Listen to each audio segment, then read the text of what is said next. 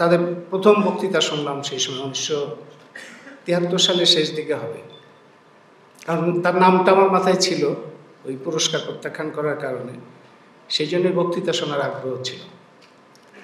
সেই সময় আমিও আরও অনেকের মতো খুঁজছি বিপ্লবী রূপান্তরের জন্য তত্ত্ব, সংগঠন ইত্যাদি, এবং সেই আগ্রহের কারণেই সংস্কৃতি পত্রিকা যখন আমি দেখলাম, সেটা আমার কাছে খুবই গুরুত্বপূর্ণ মনে হলো এবং গ্রহণযোগ্য এবং খুবই মনোযোগী একটা পাঠের বিষয়ে পরিণত হলো সংস্কৃতি পত্রিকা। 1974 সালে এটা প্রকাশিত হয়। 74 সালে যখন শেখ মুজিবের জরুরি অবস্থা আসে ডিসেম্বরে, সেই সময় অনেক পত্রিকা বন্ধ হয়ে যায়, সংস্কৃতিও বন্ধ হয়ে যায়। 76 সালে প্রথম লেখক শিবিরের সাথে আমার যোগাযোগ। লেখক শিবির নতুন করে তখন যাত্রা শুরু করেছে এবং তার সাথে বদরুদ্দিন ওমর আছে, এটা আমরা জানি। বদরুদ্দিন ওমর ততদিনে বিভিন্ন কমিউনিস্ট গ্রুপ তাদের ঐক্য প্রক্রিয়ার মধ্যে দিয়ে একটা নতুন পার্টি গঠন করছেন। সেই প্রক্রিয়ার মধ্যেই লেখক শিবিরেরও একটা পুনর্গঠন কাজ চলছিল। 1978 সালে প্রথম বদরুদ্দিন ওমরের সাথে আমার দেখা হয়। সেই সময় তিনি ছিলেন আত্মগোপনে। সেই ছবিটা, তার সেই সময়কার কোনো ছবি দেখি নাই।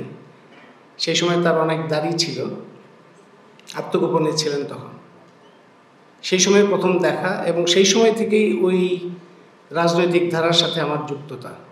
এরপরে 22 বছর একসাথে সাংগঠনিক কাজ করেছি, তাত্ত্বিক বিষয়ে আলাপ আলোচনা হয়েছে, কথাবার্তা হয়েছে, অনেক ধরনের কর্মসূচি আমরা একসাথে নিয়েছি, এবং সেই সময় মতৈক্য, মতানৈক্য, আলোচনা, সাংগঠনিক প্রক্রিয়া, এগুলোর অভিজ্ঞতার মধ্যে দিয়ে পার হয়েছি, নিজে সমৃদ্ধ হয়েছে অনেক।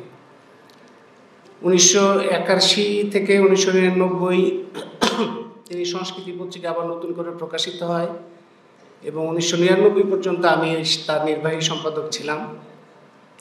বাংলাদেশ লেখক শিবির তিনি নতুনভাবে সংগঠিত করেন, তিনি সভাপতি ছিলেন, আমি সাধারণ সম্পাদক ছিলাম।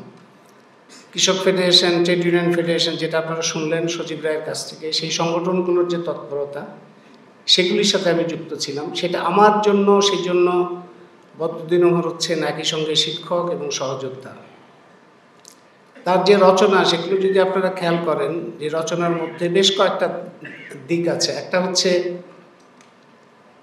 ইতিহাস অনুসন্ধান, ইতিহাসকে, বাংলাদেশের ইতিহাসকে নতুনভাবে উপস্থাপন করা কিংবা অনুসন্ধান করা, কিংবা অনেক রকম ভুল ভ্রান্তি, বিকৃতি থেকে ইতিহাসকে মুক্ত করা। সেজন্য ভাষা আন্দোলন থেকে শুরু করে এই গণ অভ্যুত্থান পর্যন্ত, 24-এর গণ অভ্যুত্থান পর্যন্ত যে ঐতিহাসিক প্রক্রিয়া বাংলাদেশের মানুষের, তার মধ্যে 69-এর গণ অভ্যুত্থান আছে, 71-এর মুক্তিযুদ্ধ আছে, 60 দশকের কৃষক শ্রমিক আন্দোলন আছে, সাম্রাজ্যবাদের ভূমিকা আছে। এইসব বিষয়ে যদি বর্তমান সময়ের মানুষকে উপলব্ধি করতে হয়, ইতিহাসকে বুঝতে হয়, তাহলে বদরুদ্দিন ওমরের কাছে যেতে হবে। এই সময়ে সাম্রাজ্যবাদের যে ভূমিকা বাংলাদেশের বাইরেও সারা বিশ্বে, সেই বিষয়ে বাংলা ভাষার লেখা যদি পড়তে হয়, তাহলে বদরুদ্দিন ওমরের কাছে যেতে হবে। এই সময়ে বিপ্লবী তত্ত্বকে নতুনভাবে নির্মাণ করা, অনুসন্ধান করা এবং বিশ্লেষণ করা, এবং বাংলাদেশে যে ধারাগুলো ছিল, সজীব রায়ের আলোচনা এসছে যে বিপ্লবী আন্দোলনের সমস্যাগুলো কী কী ছিল, সেগুলিকে পর্যালোচনা করে খুব ক্ষুরধার বিশ্লেষণের মাধ্যমে একটা যথাযথ বিপ্লবী তত্ত্ব নির্মাণের চেষ্টা, সেটা যদি বুঝতে হয়, তাহলে বদরুদ্দিন ওমরের লেখার কাছে যেতে হবে।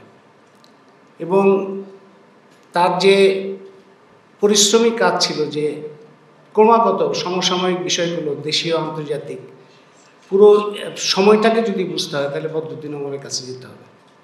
তার মানে বুদ্ধিবৃত্তিক চর্চা থেকে বদরুদ্দিন ওমরের পুরো জীবনটা খেয়াল করলে দেখা যায় যে তিনি বুদ্ধিবৃত্তিক চর্চা করতে করতে একটা পর্যায়ে বিপ্লবী রাজনীতির মধ্যে প্রবেশ করেছেন।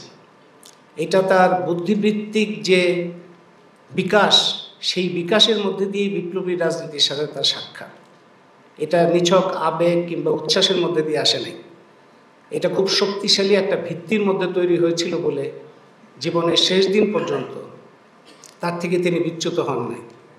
বাংলাদেশে বাম আন্দোলন, বিপ্লবী আন্দোলনের দুর্বলতা সম্পর্কে আমরা জানি। এটার জন্য আমাদের সবারই দায় আছে। বাংলাদেশের বিপ্লবী আন্দোলনের এই যে পরিস্থিতি কি কারণে তৈরি হয়েছে সেটারও ব্যাখ্যা বিশ্লেষণ বদরুদ্দীন ওমরের লেখার মধ্যে আছে, আবার বদরুদ্দীন ওমরের লেখার পর্যালোচনারও দরকার আছে। আজকে আমার মনে হয় যে জীবিত অবস্থায় ওমর যতটা শক্তিশালী ছিলেন, মৃত্যুর পর তার শক্তি আরও অনেক বৃদ্ধি পাবে।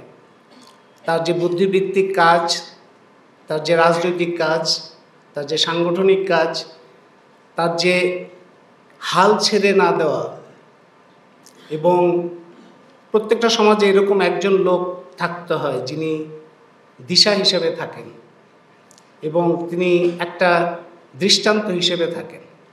আজকের দিনে তরুণদের মধ্যে অনেক সময় এইরকম একটা প্রবণতা দেখা যায়, কারো কারো মধ্যে কথাবার্তার মধ্যে এরকম একটা সুর পাওয়া যায় যে আগে কিছুই হয় নাই, আমরাই এখন নতুন করে সব করব।